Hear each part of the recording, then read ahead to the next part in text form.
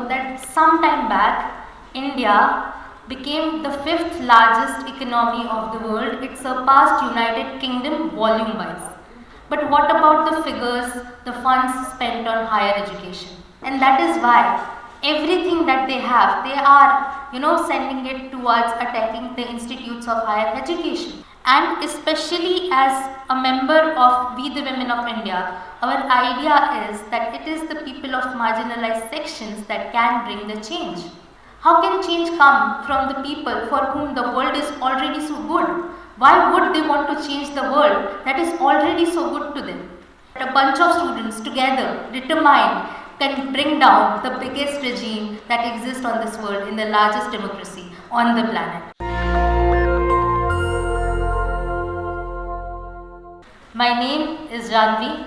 I am a founding member of a Women Students Solidarity Network called We the Women of India, and I am also a member of NSUI.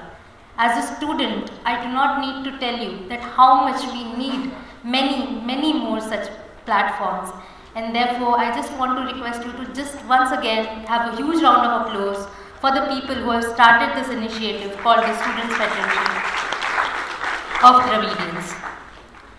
The institutions of higher education are under constant attack. Do you guys know that some time back, India became the fifth largest economy of the world? It surpassed United Kingdom volume-wise.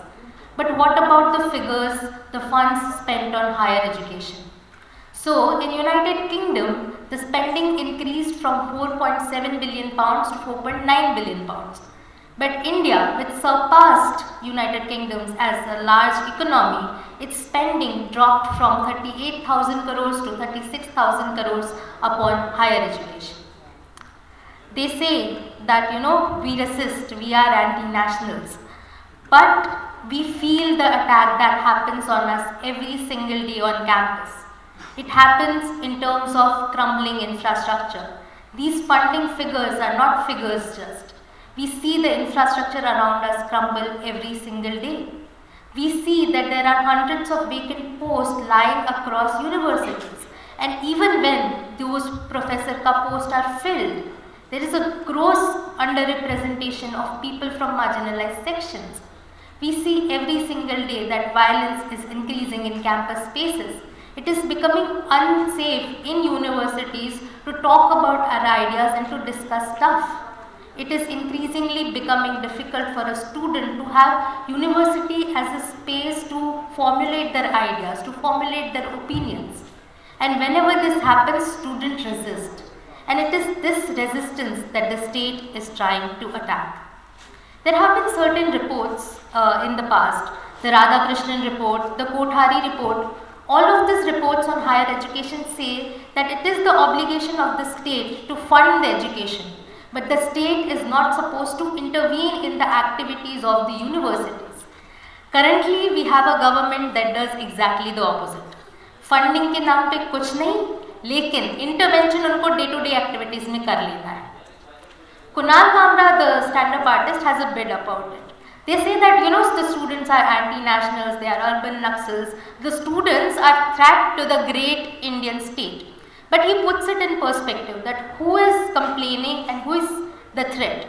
The Indian state, which has all the weapons, all the machinery, all the fancy equipments that we can imagine of, all the institutions, the police, the army, thinks that the students, जिसका चाय और समोसे का bill भी pending है, they are the threats. So, it is meant to be a joke, but when you come to think about it, why is the state so scared of the students? If we come to think about it, they are scared of us because they know that we are not scared of them.